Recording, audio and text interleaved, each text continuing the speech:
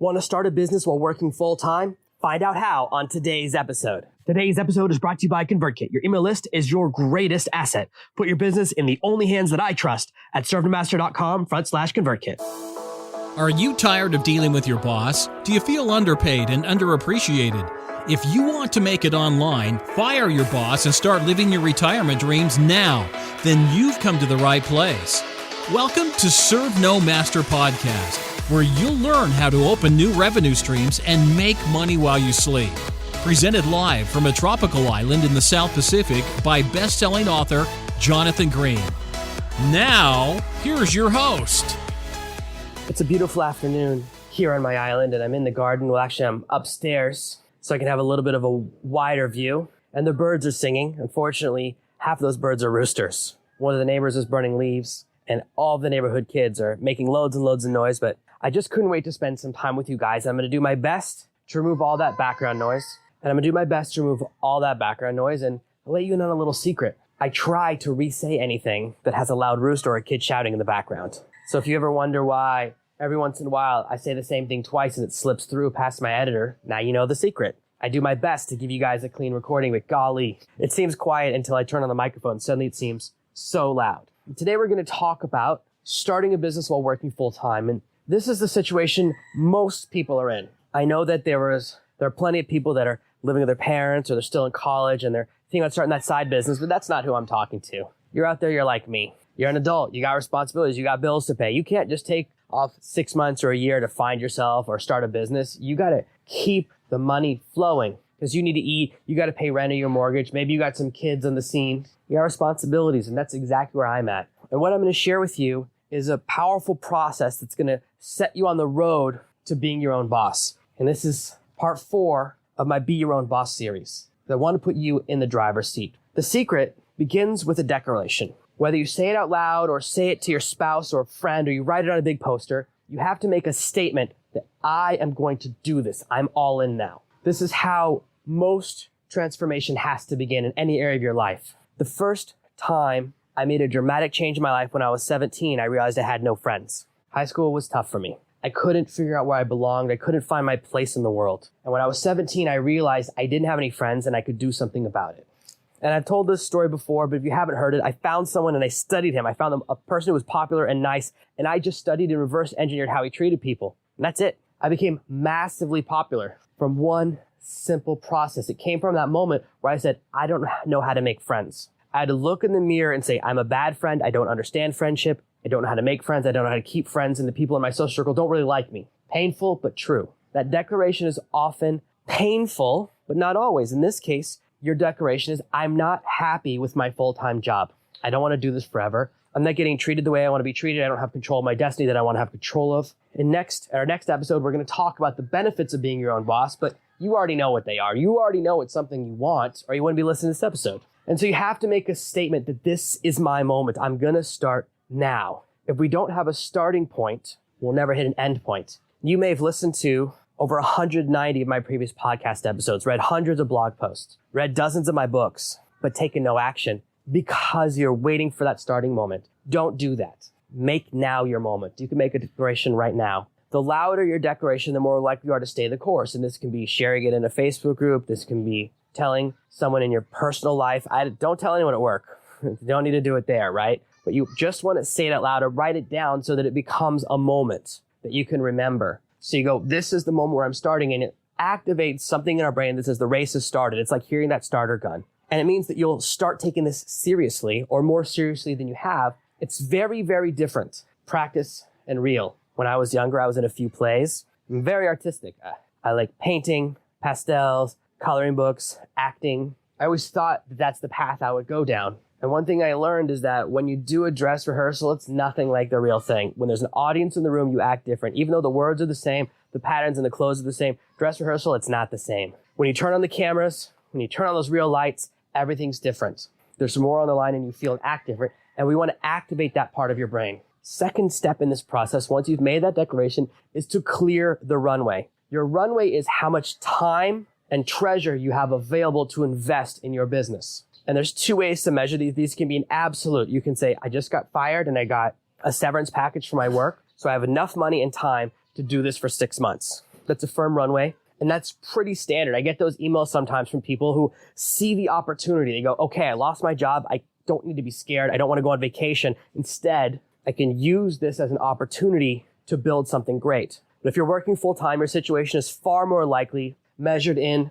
time and treasure per week. And it can be something small. You might have an hour per day or 4 hours per week and $100 per week. This is really another way of building a budget. We can call this a time budget and a money budget, but I like to call it runway because I like to invent my own terms. So we're creating a budget. For every project, you go, okay, I have 4 hours available this week and $100. How am I going to invest them in my business as wisely as possible? Imagine that there's a task that takes you 4 hours, or you could pay someone else $20 to do it. Based on what you have available, you should invest money rather than time in that particular task. And that's how we're going to assess. The more you implement that thinking, the more you strategically deploy your resources, the faster you'll build that business and be your own boss while you're still working your full-time job. This process doesn't go away. I've talked about this in some previous episodes about how I do that within my business, and it's exactly the same process every single week. The only difference is that my board is a little bit more complicated. Every single week, I have to deploy my team,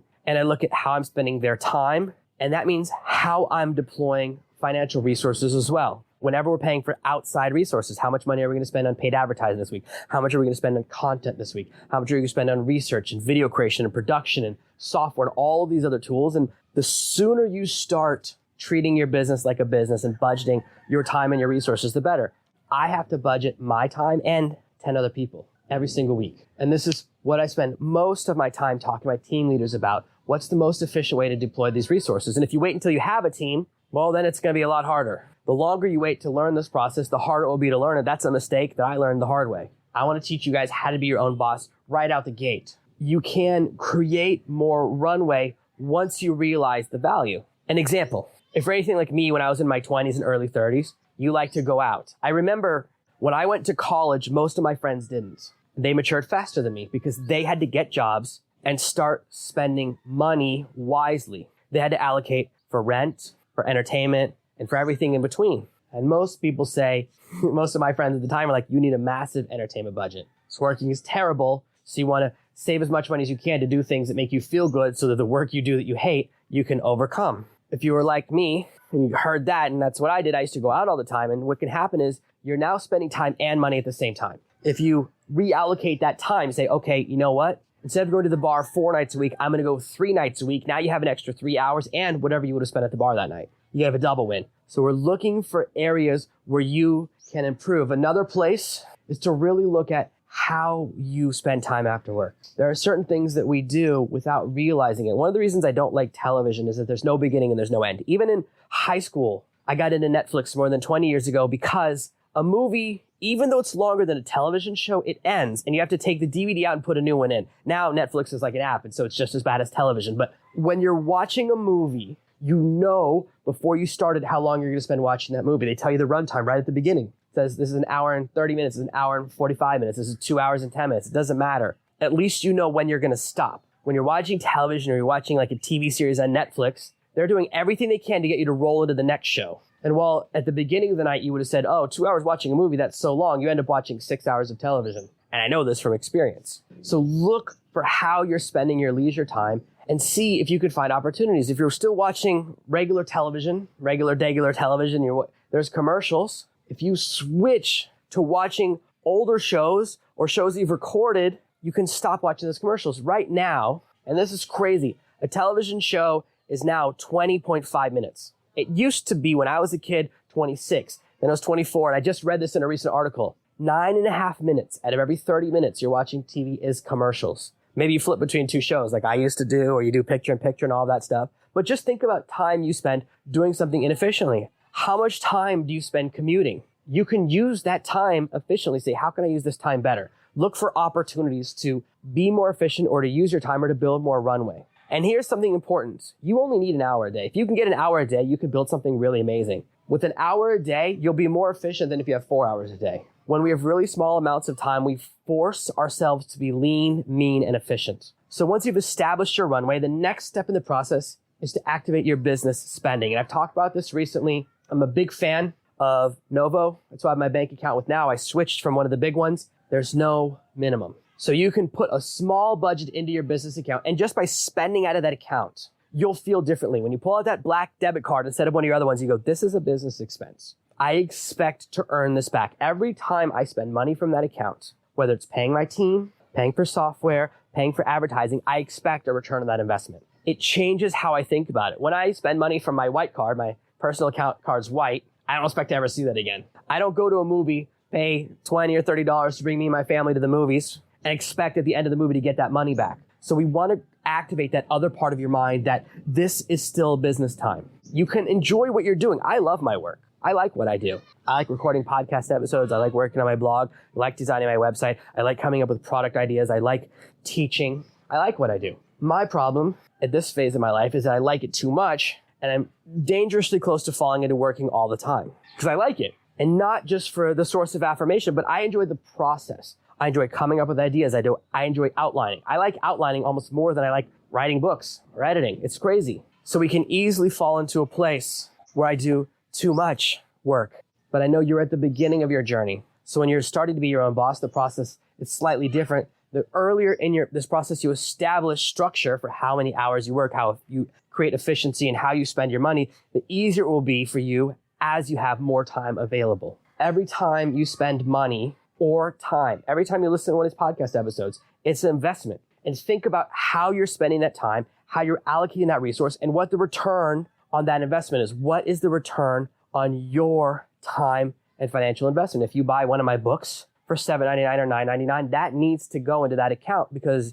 if you buy a book from me for $10 and you don't earn $10 back from that book, then it wasn't a good expense. And that will change how you perceive things. Most people buy business books and they get excited by the idea and they never implement. I'm just as guilty. This is not me preaching from the top of the mountain. I'm still on page 1 of this new management book that my friend convinced me to buy 2 weeks ago. And when I say page 1, I mean I bought it and I accidentally opened it on my Kindle once and I closed it and jumped back to Space Marine book that I was reading. I want to be super real with you guys. Once you start spending from a business account, your whole mindset will change and we'll start activating that thing. So now you're in a place where you've made a decision, the lights are on, you can feel that you're in the race. You know how much time and treasure you have available. When you spend money, you spend it from your business account, not your entertainment budget, so you take it more seriously. You're able to make decisions and activate the logical part of your brain more often than the emotional part of your brain. And this brings us to number 4, which is the signal to noise ratio. There are a lot of distracting things out there. There's a lot of information. Even if you're only listening to me, you can get distracted because I talk about a lot of different subjects that might not apply to you. If you're building a business that's just around blogging, then you want to focus on my content that fits that. You don't need to listen to my training on how to do webinars yet because it doesn't apply to you yet. It will eventually. I want you to think of this like a flashlight that's focused on just the ahead of you in the hallway. You only need to see the next 10 feet to keep walking. You don't need to see the next 5 miles. So we just want to focus on what's ahead of us. And then once we hit that next goal, then we can start looking a little bit further ahead, a little bit further ahead, a little bit further ahead. There's so much information out there that, again, if we're just thinking about spending our time as leisure and not as an investment, then we won't spend it wisely. But I want you to think of time as something you spend, not something you use. It's a resource that you need to allocate. Every time you're listening to a business podcast or an educational podcast, you're reading a business book, say to yourself, is this something that will help me to improve my business? Is this something that matches what I'm working on? If it's not, there's a very good chance that you're suffering from shiny object syndrome, which is really, really dangerous and the number one killer of new online businesses. Shiny object syndrome is very simple. You get excited by each new business model. Even if you buy an expensive course, this is really, really common. It's happened to me. It's happened to everyone. You buy an expensive course, maybe it's even a couple $1,000s. You spend a few weeks on it, and then you hear about this new thing that sounds really amazing. You jump on that, and you watch that sales video. You go, this is even better. That last one was so hard. I'm going to do this one. And you spend another couple $1,000s. And you start working on that program, and a few weeks later, you hear about a new business model. The problem is that most online business models work. You can spend the next 6 months mastering YouTube marketing or Facebook ads or Instagram marketing or Twitter or building a blog or email marketing or affiliate marketing or selling on e-commerce or drop shipping or building an Amazon store or building an Amazon mini review site. All of them work, and each of them works in different ways. The problem is not that you've chosen a program that doesn't work. The problem is that you keep getting distracted by things that are good. What you're doing is the same as a college student who transfers universities every couple of weeks. Can you imagine if your kid transferred 40 times over 4 years in college? Whew, I bet you're having heart palpitations like I am. Now I'm afraid my kids won't want to do that when they hear this episode. But that's really what you're doing. And when you put it in that context, it sounds unreasonable, doesn't it? It's too easy to transfer colleges when you're self-teaching. That's the problem. It's so easy to jump ship and jump to the next idea, the next idea, the next idea. And that's not what you want. It's very important that you find a path and then you stick with it. It doesn't have to be one of my courses. There's a lot of things I don't know how to do online. Sometimes people approach me to do really cool projects and I go, I don't know how to do that. I only know about 5 ways to make money online. And there are thousands that work. I don't know how to do drop shipping. I've never ordered something from China and resold it in America. I don't sell physical stuff. I don't know how to do that. I do a little bit of that with print on demand, right? I don't know how to sell something that's sitting in a warehouse. That's not my world. Doesn't mean it doesn't work. It means that I'm not the right person if that's the path you want. And that's absolutely fine. The key is to find that one path and then stay with it until you reach profitability. Each of these lessons, each of these points is built on the one before it. If you're thinking of your time as something you invest, the odds of you throwing away 3 weeks of investment to start something new are lower and lower, right? Because now you're thinking of this as, hey, I've invested 3 weeks, 15 hours of my precious time. I don't want to start back at step 0 just because something else sounds cool. It starts to change your mindset when you see what you're doing as investing, as building a real business, as a real path. And for every rule, there are exceptions. And certainly at phases in your career, you might pivot or add new branches. But for now, for the first 6 to 12 months, no, until you reach profitability, the first business model you ride should generate enough revenue for you to quit your job. Then you can start thinking about adding in new complexities or new structures, but focus on that one course first. And one of the most important lessons to starting a business while working full time is to keep your mouth shut. Don't tell your coworkers what you're up to. They're not your friends. Do not put that out there because it puts you in a dangerous place. It's very, very important that you operate without external negative pressures. What I mean is, if you start to tell your coworkers what you're working on, they're going to think, oh, someone thinks they're better than me. Someone wants to leave me behind. Someone's planning on quitting. It's the same thing as saying you're planning on quitting as soon as you can. The way your boss and your coworkers perceive you will change because now they see you as someone who's disloyal. I can't stress this enough. If you want to be your own boss, it starts with knowing who to talk to and when to talk to. I have an entire community, I have an entire tribe, I have an environment where there's loads of people you can talk to about starting your business and building your life and moving on and leaving your job behind without putting your current revenue stream at risk. You don't need to go all in just yet. It's okay to build more runway, more buffer before you do that. It's just tempting when we're excited to want to tell everyone how excited we are. I just know from experience, every time I do a major life change, it's far better if I wait as long as possible to let people know what's going on. Because if you wait until you have a success, then people can't say, oh, that'll never work, because you go, it already did. If someone goes, oh, starting an online business doesn't work, it's all a scam, and never make money online, you go, oh, I made $1,000 last month. Immediately it shuts them up. Whereas if they told you that before you made any money, they could discourage you when you're at your most vulnerable. You're a butterfly in the chrysalis. And if you tell people who aren't on the same path as you, they will naysay and it can damage you. You're too vulnerable.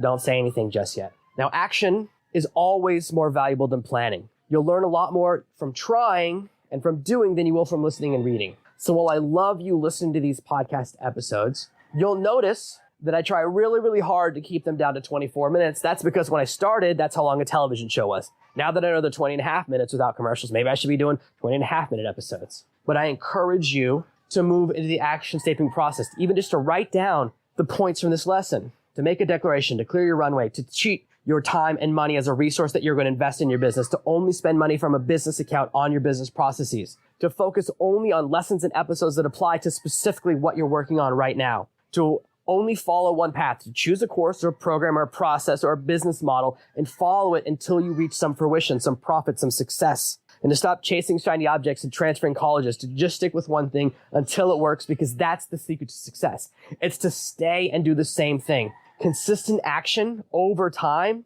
makes success inevitable. There's no perfect time to start your business. If you're waiting for a sign from the heavens or a perfect moment or a conflagration of events where you get a year's salary and you lose your job at the same time, so you have a massive magical buffer of huge runway, both time and treasure, don't wait for that moment. Please don't wait to get fired. Don't wait to lose your job. Don't wait until you're vulnerable. As we're going to talk about very shortly in one of the lessons as part of this series, right now is the perfect time to be your own boss. So stop listening and start taking action. If this gets you excited, please Let me know in the comments below, because your feedback, it feeds me. I feed off your energy, and I'm so excited to watch you become your own boss. Thank you for listening to this week's episode of Serve No Master. Make sure you subscribe so you never miss another episode. And we'll be back next Tuesday with more tips and tactics on how to escape that rat race. Head over to servenomaster.com/podcasts now for your chance to win a free copy of Jonathan's bestseller, Serve No Master. All you have to do is leave a 5-star review of this podcast. See you Tuesday. Are you ready to make your first dollar online? Grab my free guide, how to make $1,000 this month, at servenomaster.com/1K.